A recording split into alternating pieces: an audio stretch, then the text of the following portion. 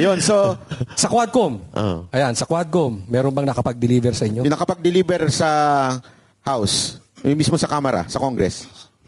Sa amin, sir, sa team ni boss, halos naman na alam naman na may dala kaming pera, paper bag. So tuwing pumapasok kayo, di ba siyempre pumapasok pa si Zaldico at that time. Chairperson pa siya ng APRO, di ba? Opo. So may bit-bit kayo. Galing sa Horizon Homes po, ikakarga niya sa sasakyan. Dala-dala na po sa Congress. Tapos, iakyat namin doon. Yung AA na po yung mag-distribute. Ano to, maleta o paper bag? Yan po. Paper bag. So pinapasok nyo, saan nyo pinapasok sa Congress? Pagka inaakyat doon sa opisina ni boss. Hindi, saan kayo dumadaan? Kasi Sa maraming daanan helipad yun po, eh. helipad. Sa helipad, sir. Sa helipad. Yes, sir. Doon Tapos eh, may CCTV doon. Meron, sir. kasi ito yung VIP, di ba? Yung helipad. Ang dumadaan lang dyan si speaker eh. At saka yung mga friends niya. Yes, sir. Di ba? Tapos diretso yun. So, Pero minsan din, sir, doon sa kabila sa 325, kasi dalawa yung opisina ni boss eh. Sa 325 din po. gaano kadalas yan? Anong Quadcom po? Pag may every na mag-meeting, meron pa kami dadala. So pag may hearing, may bit-bit kayo. Opo. Hindi nyo lang alam kung saan na napupunta. Pagka labas ba ninyo, bit-bit nyo pa rin yun? Hindi na po. Alam ko sa mga member po ng Quadcom po ibibigay. Teka muna, tanungin natin ito Quadcom, no? Kasi gusto natin ito eh. Parang mainit ka sa Quadcom. Hindi naman. Hindi, tuwing may meeting ang Quadcom o may hearing, ilang maleta, lahat ba sila o panggrupo yung ibinibigay ninyo? Maleta ba? Folder? Paper bag po, individual naman pagbigay sa kanila. Yung iba na hindi na bibigyan sa townhouse na po. So yung pinapasok ninyong paper bag, 4 million ba o mga 2 million lang? Ano po yung laman minimum po 5 to 10 M po. Magkano? 5 to 10 M. Ang isang envelope. Hindi, isang Paper bag. Ang isang paper bag. Yung expendable envelope, bali 2 M lang yung laman po nun. Mari, Gaano kadami yun? Yung paper bag? Marami naman po. Marami. Kaya palang sipag nila hearing. Pwede araw-araw. Pumapaldo pala. Oo nga eh. Ito. How about Senador Escudero, Ligarda, Erwin Tulfo, at gaano kadalas? Doon po kay Senator Ligarda po doon sa bahay niya. Sa Batangas? Sa Forbes. Dito. Sa Forbes. Opo. Kasama po mismo si Kong Saldi noon, sir. Ano to, senador siya o congresswoman pa noong time na to? 2024 po yun, sir. 2024. Eh, senador na. Senador na. Pag meeting niya doon, si boss, pagpasok nung libo ni boss, binaba namin yung 2 malita. Ilang beses po yun? Gano'ng kadalas? O isang beses lang? Para sa akin po, sir, isang beses lang po, sir. Dali, 2 maleta? Yes, sir. Medium yan, sir. Medium, sir. Medium? Sabihin na natin, medium. Medium 35, to large. 35, 70. Medium po, sir. 70? 999. Bakit hindi, ito, nagtataka lang ako, bakit laging medium, hindi large? Mabigat. Mga 3 tao, sir, kung alanganin ka magbuhat. Ako, kaya ko yun. Ako. Bigyan mo nga. Kaya mo. Joke lang. Tapos, doon po kay Senator Escudero, kasama din po namin si Boss Saldi noon. December po yun, sir, 2024. Doon sa bahay niya sa New Manila. 4 na malita rin po, sir. Itong mga nangyayaring, di ba, pinag-uusapan natin yung ginawa ninyo sa NBI. Kasi itong paulit-ulit na tinatanong nung time na ini-interview namin si Attorney Baligod na baka naman katulad din yan nung kay Gutesa na sa simula lang, tapos pag tinakot yung pamilya, naintindihan natin, ako naintindihan ko yung nangyari kay Gutesa, tapakahirap nga rin naman. Sabi nga nila i-bash ka na at lahat, gawin na sa'yo lahat, pero pag ang pamilya mo na, dudugo na yung puso mo dun Di ba? Alam natin yan. Pero kayo ba? Kasi yan ang tanong sa amin Siyempre, di man namin masagot. Kayo po ba, hanggang kailan kayo, at sigurado ba kayo hanggang dulo, itutuloy nyo itong laban na to? Sige po, kahit sino po. Hello, sir. Para sa amin tong tropa na to, sir. Kung anong naumpisan namin, hanggang dulo na ito, wala nang iwanan. Tapusin na namin kung sana nga matuldukan na to Kasi naumpisan na namin to. Hanggang dulo na ito. Paano, sir, kung merong magtrilyani sa inyo? Malabo. Malabo mangyari. Malabo. Malabo si Medyo Trillanes, ibang breed yun, ano? Ibang Mixed breed yun. Oo. Sige po. Meron pa iba? Hindi po gawain ng Maris yung ganun, sir. Hindi po gawain ng Maris yung ganun, sir. Yung ginagawa ni okay. Trillanes. Sa amin nga, sir, sa dami-dami naming malita, dinadala kung saan-saan. Kahit 1,000 man lang, kasi 1,000 o 500 na ang laman yan. Hindi pa kami nakatikim yan na magkuha dyan. Di ba? Pero ito, honest to sa akin lang ako talaga humahanga sa ginawa ninyo. Dahil pwede naman kayo manahimik Pwede naman kayong mabuhay ng mapayapa, di ba? Alam naman natin ang gulo-gulo na ng mundo, pwede kayo mabuhay ng mapayapa, pero nagsalita pa rin kayo. Napakahirap niyan Ako nga pag nagsasalita, ang dami kong kasong kinaharap paano pa kaya kayo na talagang ang binangga ninyo at talagang detalyado ang sinabi ninyo, talagang kita nyo, ilan na demanda ninyo ngayon? Di ba lahat ata ng binanggit ninyo, didemanda na kayo. Anong nagbibigay sa inyo ng inspirasyon na tumuloy-tuloy dito sa laban na to? Nagsalita kami, sir, dahil sa kapakanan po at kinabukasan ng ating bansa, lalong-lalo na po sa aming sarili-sariling pamilya at sarili-sariling bayan. Kasi alam na namin na napakatalamak na talaga ng korupsyon dito sa bansang Pilipinas. Kaya kailangan natin tuldukan dito, sir. Magtulungan tayo, lalong-lalo na sa mga taong bayan, na suportahan kami kung may suporta kayo sa amin through our emotional o hindi naman kami humingi ng financial, sir, kasi sanay kami sa hirap, sir. Sanay kami sa gutom. Simulat sa pula pumasok kami ng military, yun na yung na-train sa amin, sir. Hindi kami tumatanggap ng kung anong offer sa amin, sir. Hindi, nakasuporta ang taong bayan sa inyo. Yan, nalaglag. Sige po. Sir, kailan pa? At saka saan pa?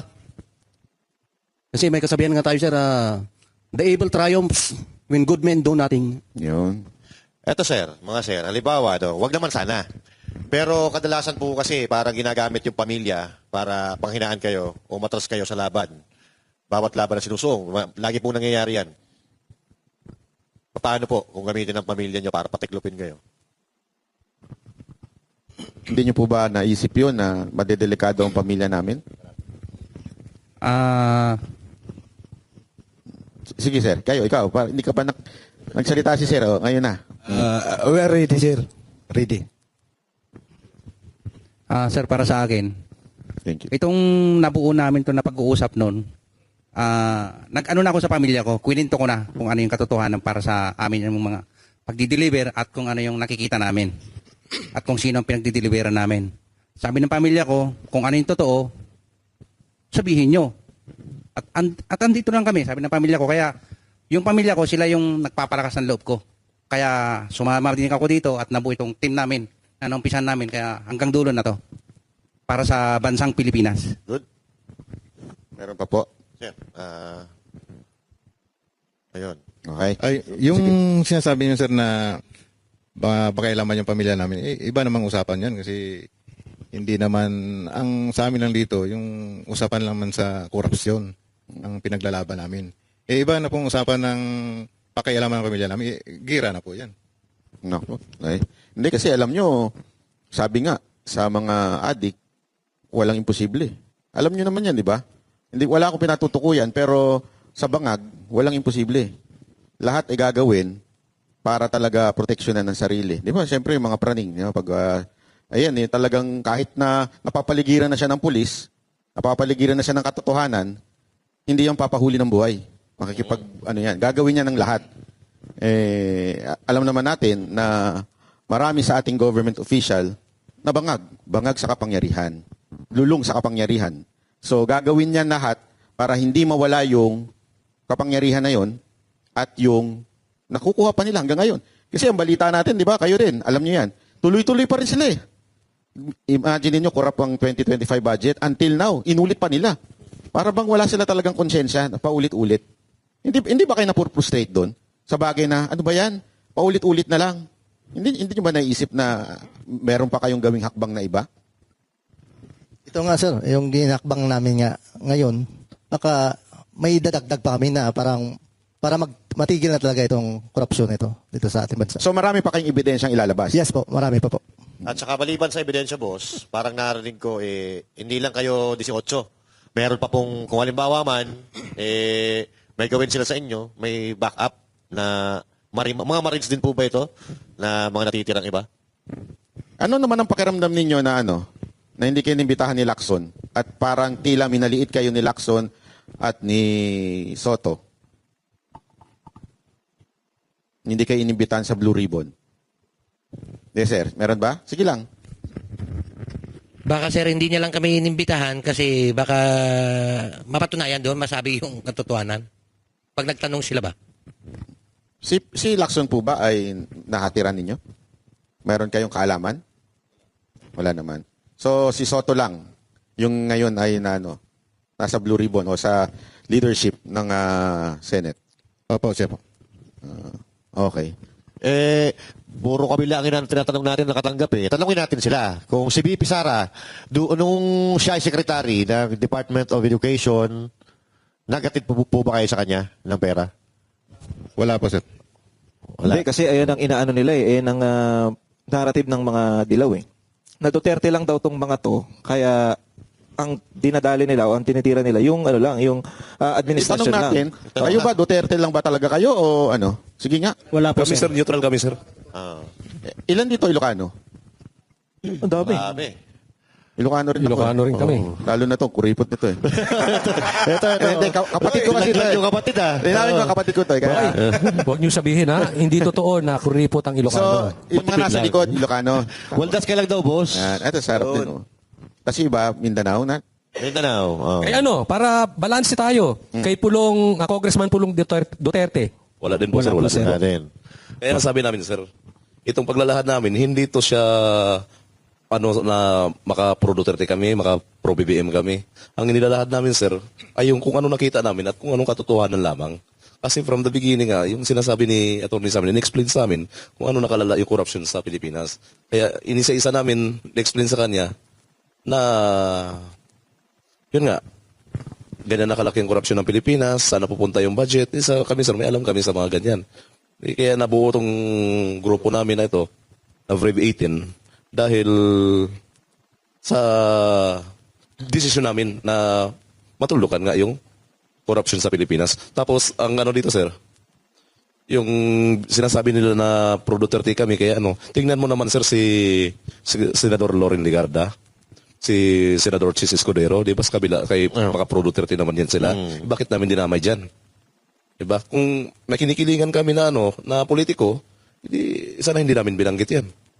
Pero bakit sa kabila nitong matitibay ng mga aligasyon ninyo, bakit sa tingin nyo may mga politiko na pinagtatakpan pa rin at baliktarin kayo? Gusto kayong baliktarin? Dahil gusto nila sir, na ipagpatuloy yung ginagawa nilang mali, na sana yung budget na para sa taong bayan, ibubulsa nila o gagamitin nila sa kasamaan. Kaya nga, desisyon namin lumabas talaga sir para matulugan talaga tong korupsyon sa bansang Pilipinas po. Okay, last question na. Ito, matinding tanong to, sana masagot ninyo. Sino sa inyo ang inutusan ni Saldico para trabauhin ako? Wala naman. Hindi, ako nagtatanong lang ha. Ayan, pero hindi sasagot. Nakuan ko lang sir, nag-meeting sila sa yung bagong opisina doon sa may FB. Oh. Port Victoria. Nag-meeting sila doon sir. May kasamang 4 na attorney para sa kaso nyo. May dalang maleta. Kakasuhan kayo sir. May dala silang maleta, wala naman. Wala po. Okay. Okay. Maraming salamat. Pero may communication pa kayo kay Saldico. Wala na, sir. Wala na. Hindi ba kayo tinawagan at sinabing, hoy, bakit kayo nagdadaldal dyan? Wala naman. Okay. O sige, may sasabihin si sir? Sir, may question ako sa iyo noon kasi nabasa ko at narinig kasi followers mo ako sir eh. Ikaw naman. Ikaw naman. Palit kayo dyan Sino ba yung nag-offer sa iyo noon na babayaran ka ng monthly ng Yan. yung sinabi mo noon sa banat na Nahatiran nyo rin ng maleta. Lagi nyo hinahatiran ng maleta. Magkakakapit bahay sila doon. So dapat mahatiran na rin ako ng maleta nun. Muntik na, kaya lang hindi ka, lit-lit nun. Paano magiging maleta yung 500? Ikaw sana pag-uusapan din namin ngayon dito. Oo nga, buti na lang. Buti na lang pala, hindi ako pumayag. Kasi dadaan din yung kay Saldico eh. Tapos kayo rin na magdi-deliver sa akin. Buti na lang pala, hindi ako pumayag. Kung hindi na, booking pa ako. Ito, may sasabihin si sir. Sir, sabihin ko lang po sir, hindi po kami galit kay boss, kay Kong Saldi, at sa kay Tap Gutesa, yung sa kasama namin. Lumabas po kami para suportahan yung mga sinabi nila. At lumabas po kami para mapatunayan na totoo kung ano man yung mga pinagsisiwalat nila. Nakausap niyo na si Salamat Gutesa? Hindi pa. Hindi pa po eh. Pero may communication kayo, si sir. May communication kayo sa kanya? Wala naman. Sige. Alam nyo, bago tayo magtapos, hingan ko lang kayo ng isang mensahe para sa ating mga kababayan. Pero gusto kong bigbigay lang sa inyo ng mensahe. Napatuloy nyo lang yan. Dahil sabi nga nila, kahit anong gawin nila sa inyo, nandyan naman po ang Panginoon para protektahan kayo. Truth and justice lang ipaglaban nyo. Dahil yan naman ang sinabi ng Diyos. Ipaglaban nyo yan at siya ang poprotekta sa inyo. At patuloy na hinihingi natin sa ating mga kababayan, alam nyo, mahirap itong laban na ginagawa ng ating mga dating mga sundalo. Kaya patuloy lang natin ipanalangin dahil ito hindi lamang laban ng ng physical realm but spiritual also. Kaya kailangan natin silang ipanalangin para maprotektahan mula dito sa mga demonyo na nakaupo sa ating gobyerno. May mensahe po ba kayo sa ating mga kababayan bago tayo magtapos? Ay, sir. Sa atin po yung mga armed forces po natin, mga PNP, hindi po kami ang kalaban. O hindi yung korupsyon sa ating Pilipinas. So, ika nga, sinasabi ni ating General Luna, bayan o sarili. Pero ang nangyayari sa ating bansa ay patuloy pa rin yung korupsyon. So, hindi to titigil kung walang mananagot. At sana naman, matuldukan na to kasi kung hindi to matuldugan, tuloy-tuloy pa rin ito. 2 generations sa mga anak namin, sa mga apo namin, at sa mga pagdaan pa ng ilang taon. So sana, pakiusap po sa taong bayan, lalong-lalo na sa mga kasama namin sa AFP, sa PNP, hindi kami ang kalaban. Korupsyon ang kalaban natin para matuldukan, matapos na to. Yun lang po. Maraming salamat. Meron pa po bang gustong magdagdag?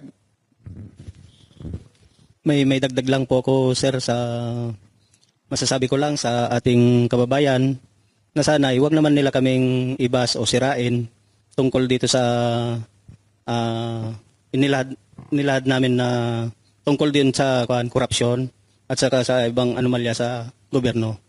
Dahil sinabi lang din namin kung ano yung totoo dito at ipag-pray ko na rin po sila, pag-pray namin sila na sana mabuksan na yung kanilang kaisipan para sa ikabubuti ng ating bansa na hindi lang puro panira yung sinasabi nila. Yun po yung mga naniniwala din po sa amin. Salamat po sa inyo at makakaasa kayo na ang laban na ito ay hindi na magbabago. Tatapusin na namin ito. At managot ang dapat managot dito. Yun lamang po. Salamat po. Sige sir, meron pa po. Kaya gaya nga sa mga kababayan namin, ang issue dito is hindi ito sa military background namin ang issue. At lalong binababa yung credibility namin at moral namin. Ang issue dito is corruption ng bansang Pilipinas, especially the flood control.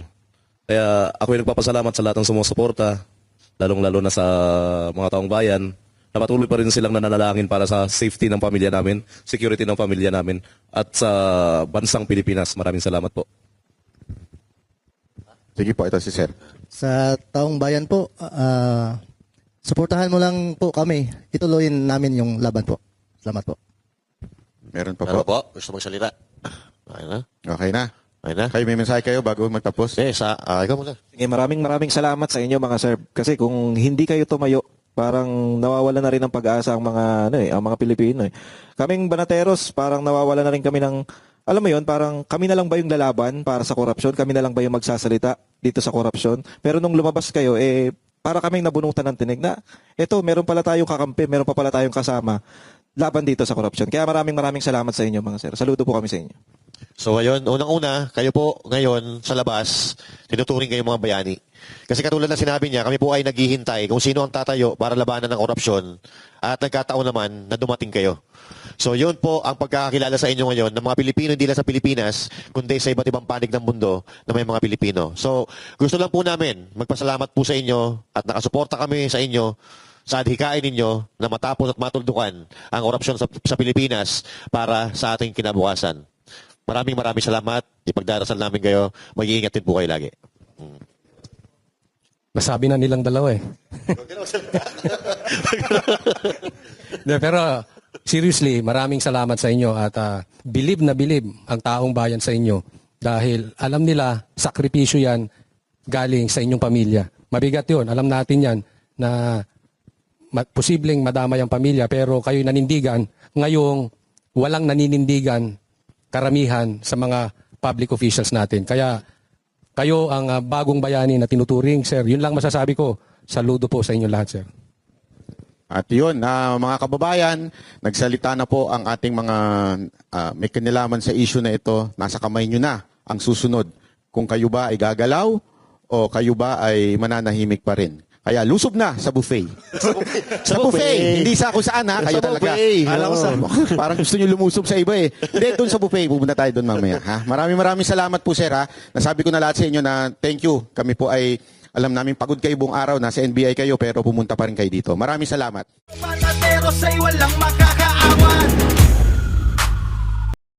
Kami ang boses ng masa, hindi natatakot. Katotohanan lang, di kami nalulunod. Walang bahid ng sismis, lahat ay totoo. Kahit sino ka pa, pag mali ka babanatan ka. Walang pinipili kulay, wala kaming kinikilingan. Basta para sa bayan, kami lalaban. Pag tama palakpakan, pag mali banatan. Di matitinag, di matatakot, para sa bayan tuloy ang sigaw. Sa harap ng kamera, walang halong takot. Mga baluktot, lahat kayo'y tutumba. Ang hustisya at totoo, yun lang ang mahalaga. Kahit sinong harang, di kami matitinag. Walang pinipiling kulay, wala kaming kinikilingan. Basta para sa bayan, kami lalaban. Pag tama palakpakan, pag mali banatan. Di matitinag, di matatakot, para sa bayan tuloy ang sigaw. Kung nasa tama ka, ikaw ay aming kasama. Pero pag mali ka, handa ka na bang mabasag? Banateros kami, walang inuunan. Dahil bayan muna, bago ang sarili.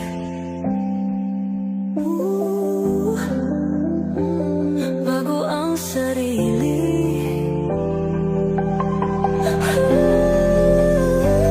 Pag tama palakpakan, pag mali banatan. Banateros ang sigaw, katotohanan ang